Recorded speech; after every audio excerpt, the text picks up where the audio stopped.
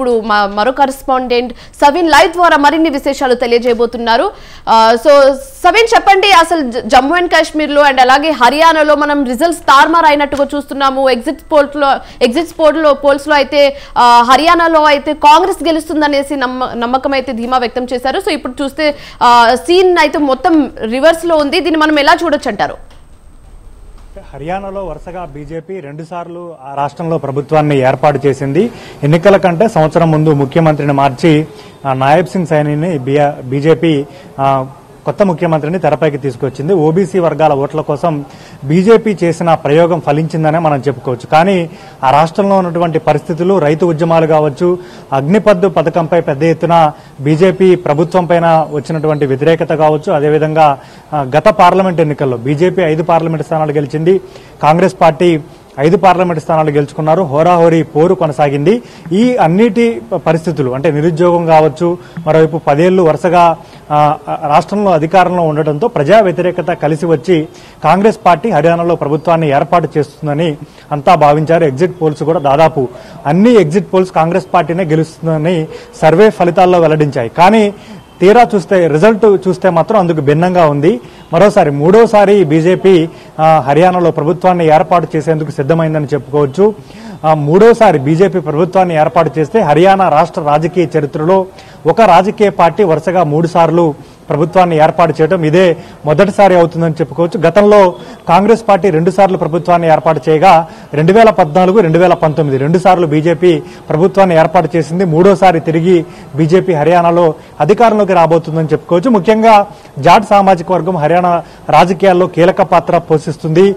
Congress party తరఫున CLP నేతగా భూపేందర్ సింగ్ హుడా మాజీ ముఖ్యమంత్రి సీఎల్పీ నేతగా ఉన్నారు. కాంగ్రెస్ పార్టీలో రాష్ట్ర వ్యవహారాలను భూపేందర్ సింగ్ హుడాను చూశారు.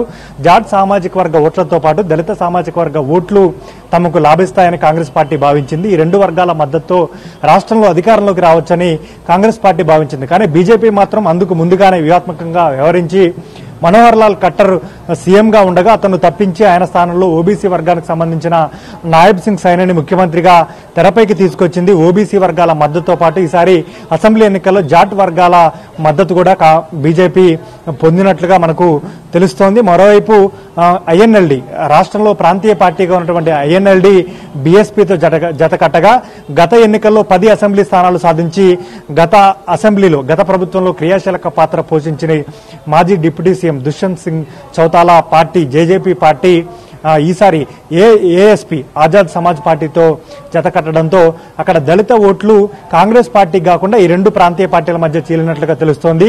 అదేవిధంగా ఆమ్ ఆద్మీ పార్టీ హర్యానాలో ఎట్లాంటి ప్రభావం చూపకపోయినా రాష్ట్రంలో అన్ని స్థానాల్లో ఒంటరిగా పోటీ చేసింది. ఆ పార్టీకి పడ్డ ఓట్లు కూడా చీలికతో కాంగ్రెస్ పార్టీకి నష్టం జరిగినట్లుగా మనం భావించాలి. ముఖ్యంగా కాంగ్రెస్ పార్టీలో భూపేందర్ సింగ్ హుడాను ముందుగానే కాంగ్రెస్ పార్టీ అధిష్టానం ముఖ్యమంత్రి అభ్యర్థిగా ప్రకటించి ఉంటే ఫలితాలు వేరే విధంగా ఉండేయన్న చర్చ కూడా పెద్ద ఎత్తున జరుగుతోంది. కాంగ్రెస్ పార్టీలో 3 వర్గాల మధ్య పెద్ద ఎత్తున అక్కడ సీఎం పదవి కోసం పోటీ జరిగింది. భూపేందర్ సింగ్ హుడా ఒకవైపు ఉండగా కుమారి శైలజా తాను కూడా ముఖ్యమంత్రి పదవి రేసులో ఉన్నానంటూ ముందుగా చెప్పుకున్నారు. రణదీప్ సింగ్ సుర్జేవాలా కాంగ్రెస్ పార్టీ జాతీయ ప్రధాన కార్యదర్శిగా ఉన్నారు.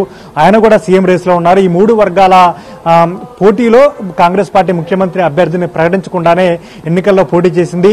బీజేపీ మాత్రం నాయబ్ సింగ్ సైనిని వ్యూహాత్మకంగా ఎన్నికలకు ఏడాది ముందు ముఖ్యమంత్రి అభ్యర్థిగా ప్రకటించి ఎన్నికలకు వెళ్లడంతో హర్యానాలో మరోసారి అధికారంలోకి రాగలిగిందని మాత్రం మనం చెప్పుకోవచ్చు. జమ్మూ కాశ్మీర్ విషయానికి వస్తే మాత్రం అదొక ప్రత్యేకమైన రాష్ట్రం. 2014లో అక్కడ పీడీపీతో కలిసి బీజేపీ తొలిసారిగా జమ్మూ కాశ్మీర్ రాష్ట్ర చరిత్రలో ప్రభుత్వాన్ని ఏర్పాటు చేయగలిగింది. ఆ తర్వాత పీడీపీ బయటకు రావడంతో ఆ రాష్ట్రంలో ఆర్టికల్ 370ని రద్దు చేసి బీజేపీ జమ్మూ కాశ్మీర్ ను కేంద్రపాలిత ప్రాంతంగా చేసింది. దాదాపు 10 ఏళ్ల తర్వాత అక్కడ ఎన్నికలు జరిగాయి. ఈ ఎన్నికల్లో కాంగ్రెస్, నేషనల్ కాన్ఫరెన్స్ 2 పార్టీలు కలిసి పోటీ చేశాయి. సిపిఎం కూడా ఈ కూటమిలోనే ఉంది. సిపిఎం పార్టీ ఒక్క స్థానంలో ఆధిక్యతలో కొనసాగుతుంది. దాదాపు ఆ రాష్ట్రంలో ఉన్నటువంటి 90 అసెంబ్లీ స్థానాల్లో కాంగ్రెస్, ఎన్సీ కూటమి 50కి పైగా స్థానాల్లో ఆధిక్యత కొనసాగుతోంది.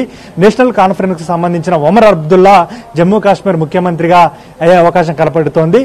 కాంగ్రెస్ పార్టీ ఒమర్ అబ్దుల్లా ప్రభుత్వంలో భాగస్వామిగా ఉండబోతుంది. పీడీపీ ముఖ్యంగా మహబూబా ముఫ్తీ నేతృత్వంలో ఉన్నటువంటి పీడీపీ 2014లో 28 అసెంబ్లీ స్థానాలతో అతిపెద్ద పార్టీగా ఉండగా ఈసారి కేవలం 4-5 స్థానాలకు మాత్రమే పరిమితమయ్యే పరిస్థితి వచ్చింది. మహబూబా ముఫ్తీ కుమార్తె ఇల్తిజా ముఫ్తీ కూడా కశ్మీర్ ప్రాంతంలో తాను పోటీ చేసిన అసెంబ్లీ స్థానంలో ఓటమి పాలన పరిస్థితి మనకు కనబడుతోంది. ఇట్లా కాంగ్రెస్ ఎన్సీ కూటమికి ప్రజలు పెద్ద ఎత్తున బ్రహ్మరథం పట్టడంతో అక్కడ జమ్మూ కాశ్మీర్లో బీజేపీకి అవకాశం లేకుండా కాంగ్రెస్ ఎన్సీ కూటమి ఆధిక్యంలో దూసుకుపోయింది. మరోవైపు ఎన్సీ నేత ఒమర్ అబ్దుల్లా ఒక స్పష్టమైన ప్రకటన చేశారు. ఎన్నికల్లో పీడీపీ తమతో కలిసి పోటీ చేయకపోయినా, తమతో కలిసి రాకపోయినా ప్రభుత్వంలో భాగస్వామ్యం కావాలంటూ కూడా పీడీపీని ఒమర్ అబ్దుల్లా ఆహ్వానించిన పరిస్థితి మనకు కనబడుతోంది.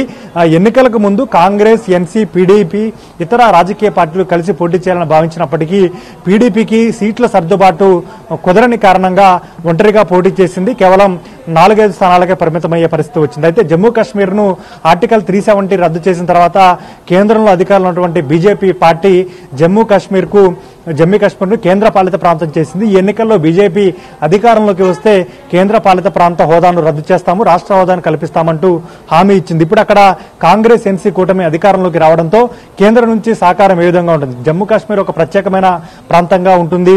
వేర్పాటువాదుల ఉద్యమం ఒకవైపు ఉంటుంది, ఉగ్రవాదుల చర్యలు ఒకవైపు ఉంటాయి. ఈ నేపథ్యంలో జమ్మూ కాశ్మీర్లో కాంగ్రెస్ ఎన్సీ కూటమి ఏ విధమైన పరిపాలన చేస్తుంది? స్పష్టమైన ఆధిక్యత వచ్చిన నేపథ్యంలో ప్రభుత్వానికి ఎట్లాంటి ఇబ్బందులు లేకపోయినా కేంద్ర ప్రభుత్వం నుంచి ఎట్లాంటి సహకారం ఉంటుంది?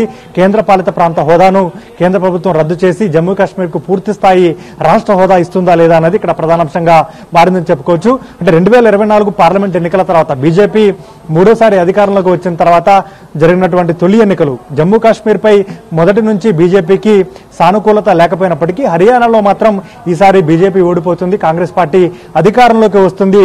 బీజేపీ పైన ప్రజలు మొదటి నుంచి అంటే బీజేపీ పట్ల వ్యతిరేకత మొదలైందనే భావన దేశవ్యాప్తంగా తీసుకువెళ్లాలని కాంగ్రెస్ పార్టీ భావించినప్పటికీ హర్యానాలో బీజేపీ వ్యూహాత్మకంగా వ్యవహరించింది. పోల్ మేనేజ్మెంట్ లో బీజేపీ సక్సెస్ అయినట్లుగానే మనం భావించాల్సి ఉంటుంది. ప్రత్యేకంగా మాట్లాడుకోవాల్సిందైతే బీజేపీ పార్టీ గురించి, అది కూడా జమ్మూ అండ్ కాశ్మీర్ లో బీజేపీ పార్టీ వెనకంజులు ఉండడానికి మెయిన్ రీజన్ 370 ఆర్టికల్ తీసేయడం అని అడిగితే ఏం చెప్తారు? మెయిన్ రీజన్ అదే అయ్యుండొచ్చా? అంటే 10 ఏళ్ల తర్వాత 2014 తర్వాత జమ్మూ కాశ్మీర్లో ఎన్నికలు జరగలేదు. 10 ఏళ్ల తర్వాత తొలిసారిగా ఇప్పుడే అసెంబ్లీ ఎన్నికలు జరుగుతున్నాయి. కానీ ఆర్టికల్ 370 రద్దు విషయం కావచ్చు, ఆ సమయంలో జమ్మూ కాశ్మీర్లో అత్యవసర పరిస్థితి విధించి ఆర్టికల్ 370ని కేంద్ర ప్రభుత్వం రద్దు చేసింది, కేంద్ర పాలిత ప్రాంతంగా చేసింది. బీజేపీకి వ్యతిరేకంగా కాంగ్రెస్ తో పాటు జమ్మూ కాశ్మీర్లో ఉన్నటువంటి నేషనల్ కాన్ఫరెన్స్, పీడీపీ, సిపిఎం ఇతర రాజకీయ పార్టీలన్నీ గుప్కార్ అనే సంస్థను ఏర్పాటు చేసి ఆ సంస్థ ద్వారా కేంద్ర ప్రభుత్వానికి వ్యతిరేకంగా పెద్ద ఎత్తున పోరాటాలు చేశాయి. ముఖ్యంగా కాశ్మీర్ రీజియన్ లో ముస్లిం ప్రాబల్యం ఎక్కువగా ఉంటుంది, జమ్మూ రీజియన్ లో హిందువుల ప్రాబల్యం ఉంటుంది. కాబట్టి జమ్మూ రీజియన్ లో తమకు అత్యధిక స్థానాలు వస్తాయి. ఇప్పుడు కేంద్ర ప్రభుత్వం కేంద్ర పాలిత ప్రాంతంగా ఉంది కాబట్టి లెఫ్టినెంట్ గవర్నర్ 5 అసెంబ్లీ స్థానాలకు సంబంధించి లెఫ్టినెంట్ గవర్నర్ ఎమ్మెల్యేలను నామినేట్ చేస్తారు. కాబట్టి ఒకవేళ జమ్మూ కాశ్మీర్ లో హంగు ఏర్పడితే తాము ప్రభుత్వాన్ని ఏర్పాటు చేయవచ్చని బీజేపీ భావించింది. కానీ అసెంబ్లీ ఎన్నికల ఫలితాల్లో మాత్రం ఆర్టికల్ 370 రద్దు కావచ్చు, 10 ఏళ్ల తర్వాత ఎన్నికలు, కేంద్ర ప్రభుత్వంపై ఉన్నటువంటి వ్యతిరేకత వీటన్నిటినీ కలిసి కాంగ్రెస్, ఎన్సీ, సిపిఎం కూటమికి సంబంధించి 50 స్థానాలకు పైగా పూర్తి స్థాయిలో ఆధిక్యత కొనసాగుతున్న నేపథ్యంలో జమ్మూ కాశ్మీర్లో పూర్తి స్థాయిలో కాంగ్రెస్, ఎన్సీ కూటమి ప్రభుత్వాన్ని ఏర్పాటు చేస్తుందని భావించవచ్చు. ముందుగానే అవగాహన మేరకు ఎన్సీ నేత ఒమర్ అబ్దుల్లా అక్కడ ముఖ్యమంత్రి కాబోతున్నారు. ప్రభుత్వంలో కాంగ్రెస్ పార్టీ భాగస్వామ్యం కాబోతుంది. ముఖ్యంగా ఆర్టికల్ 370 రద్దు తర్వాత కేంద్ర పాలిత ప్రాంతంగా చేసిన తర్వాత బీజేపీపై అక్కడ పూర్తి స్థాయిలో ప్రజల్లో వ్యతిరేకత వచ్చింది. కానీ జమ్మూ రీజియన్ లో లెఫ్టినెంట్ గవర్నర్ నామినేట్ చేసే ఎమ్మెల్యేలతో ప్రభుత్వాన్ని ఏర్పాటు చేయాలని భావించినటువంటి బీజేపీకి అక్కడ ఆశాజనకమైన పరిస్థితులు లేవు. కానీ హర్యానాలో మాత్రమే బీజేపీ పూర్తి స్థాయిలో ప్రభుత్వాన్ని కోల్పోతుందని భావించినప్పటికీ ఎగ్జిట్ పోల్స్ కూడా బీజేపీ అక్కడ ప్రభుత్వాన్ని ఏర్పాటు చేయలేదు, కాంగ్రెస్ పార్టీ అధికారంలోకి వస్తుందని స్పష్టం చేసినప్పటికీ హర్యానాలో మాత్రం అనూహ్యంగా బీజేపీ అధికారాన్ని తిరిగి నిలబెట్టుకుని మూడోసారి అక్కడ అధికార పీఠాన్ని దక్కించుకోబోతోంది. రైట్ సవిన్, అయితే ఇప్పుడు మనం హర్యానా గురించి మాట్లాడుకుంటే ప్రత్యేకంగా ఆల్రెడీ 10 ఏళ్లు హర్యానాలో బీజేపీ పార్టీ లీడ్ లో ఉంది కాబట్టి, ప్రభుత్వంలో ఉంది కాబట్టి ఈసారి వ్యతిరేకత ఎక్కువ అయ్యి కాంగ్రెస్ వచ్చే ఛాన్సెస్ ఉందనేసి అటు ఎగ్జిట్ పోల్స్ కూడా చెప్పడం జరిగింది అండ్ జనాలు కూడా చెప్పడం జరిగింది. కానీ ఇప్పుడు చూస్తే మాత్రం అన్ని తారుమారు అయిపోయాయి. సో హర్యానా ప్రజలు బీజేపీని మళ్ళీ నమ్మడానికి కారణం ఏమై ఉండొచ్చు సవిన్ గారు? అంటే ఢిల్లీకి దగ్గరగా హర్యానా రాష్ట్రం ఉంటుంది. ఢిల్లీలో కేంద్రంలో బీజేపీ అధికారంలో ఉన్న, ఢిల్లీలో ఆమ్ ఆద్మీ పార్టీ అంటే బీజేపీకి వ్యతిరేకమైన పార్టీ అక్కడ అధికారంలో ఉంది. మరోవైపు పంజాబ్లో కూడా ఆమ్ ఆద్మీ పార్టీ అధికారంలో ఉంది. యూపీలో మాత్రమే బీజేపీ అధికారంలో ఉంది. ఇక హర్యానా ఢిల్లీకి దగ్గరగా ఉంటుంది. ఢిల్లీ సరిహద్దు రాష్ట్రం కాబట్టి బీజేపీ ప్రత్యేకమైన ఫోకస్ పెట్టింది. ఎన్నికలకు ఏడాది ముందు మనోహర్ లాల్ ఖట్టర్ అక్కడ ముఖ్యమంత్రిగా 2 సార్లు బీజేపీ అధికారంలోకి వచ్చినప్పుడు ఆయనే ముఖ్యమంత్రిగా పనిచేశారు.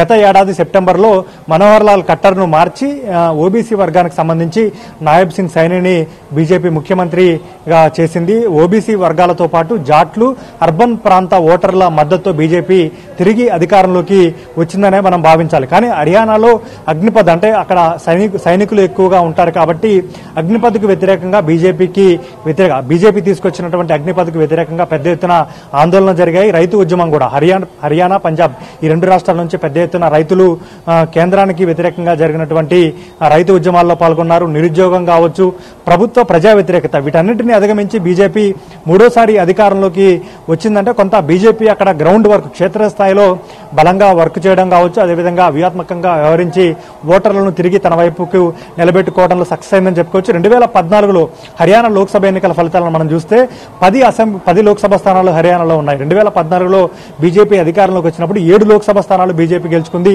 2 ఐఎన్ఎల్డీ గెలుచుకుంది, 1 స్థానంలో కాంగ్రెస్ పార్టీ విజయం సాధించింది. 2019 లోక్సభ ఎన్నికల్లో మాత్రం హర్యానాలో ఉన్నటువంటి 10 లోక్సభ స్థానాలకు గాను 10 బీజేపీ గెలుచుకుంది. కానీ ఇటీవల 2024 లోక్సభ ఎన్నికల్లో హర్యానాలో 10 లోక్సభ ఎన్నికల్లో బీజేపీ 5, కాంగ్రెస్ 5 ఈ 2 పార్టీలు చెరి సమానంగా అక్కడ లోక్సభ స్థానాల్లో విజయం సాధించాయి. ఆ తర్వాత జరిగే అసెంబ్లీ ఎన్నికల్లో కాంగ్రెస్ పార్టీ అధికారంలోకి వస్తుందని అంతా భావించారు. జాట్ వర్గ ఓటర్ల మద్దతుతో పాటు దళిత సామాజిక వర్గ ఓటర్ల మద్దతుతో హర్యానాలో అధికారంలోకి రావచ్చని కాంగ్రెస్ పార్టీ భావించినప్పటికీ తిరిగి హర్యానా ప్రజలు బీజేపీ వైపుకు నిలిచారని చెప్పుకోవచ్చు.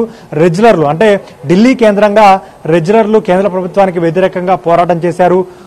తమకు కేంద్ర ప్రభుత్వం అండగా నిలవలేదని భావించారు. వినేష్ ఫోగట్ కాంగ్రెస్ పార్టీలో చేరి కాంగ్రెస్ పార్టీ తరఫున జులానా అసెంబ్లీ నియోజకవర్గంలో ఆమె హర్యానాలో పోటీ చేశారు. ఆ ప్రభావం కూడా బీజేపీకి వ్యతిరేకంగా కాంగ్రెస్ కు అనుకూలంగా లాభిస్తుందని ప్రచారం జరిగినప్పటికీ ఒకనొక సందర్భంలో జులానాలో వినేష్ ఫోగట్ వెనకబడి ఆ తర్వాత లీడ్లోకి వచ్చిన పరిస్థితి మనకు కనబడుతుంది. స్థానికంగా బీజేపీ పోల్ మేనేజ్మెంట్ చేయడంలో సక్సెస్ అయింది. ఓబీసీ వర్గాలను తన వైపుకు తిప్పుకుంది.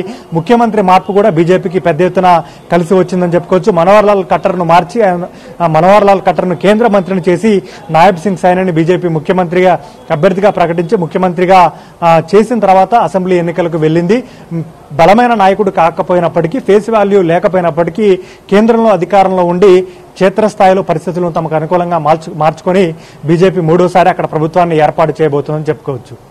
Right, thanks for the update సవిన్.